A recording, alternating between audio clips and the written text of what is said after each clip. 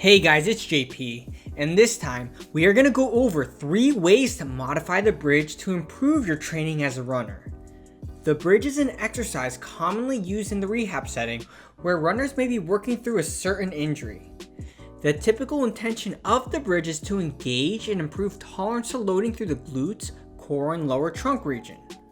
For a runner, it is typically an exercise that is incorporated to condition the muscles for training and not quite ready to train for muscular adaptations due to factors like healing considerations or limited tolerance to force.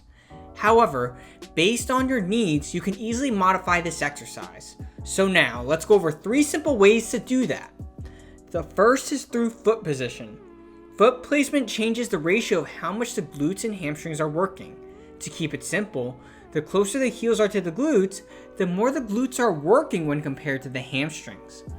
The farther the heels are from the body, the more the hamstrings are working. This can be helpful to know, such as when the intention is to build up the hamstrings, like the elevated hamstring pike. This is an exercise I tend to incorporate when working with someone with something like a proximal hamstring tendon injury. Another is going onto one leg. By lifting one leg as shown, this further challenges the hip of the grounded leg.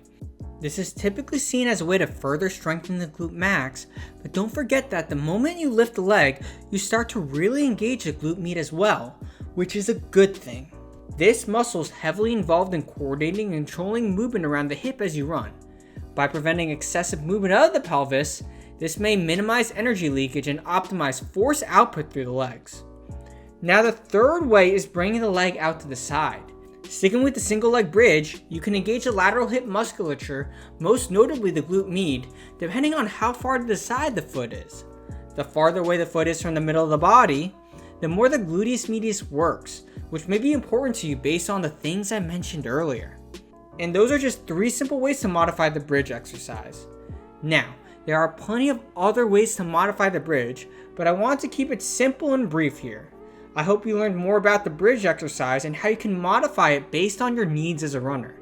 Let me know what you guys think, as well as any questions you may have. And as always, thank you for watching.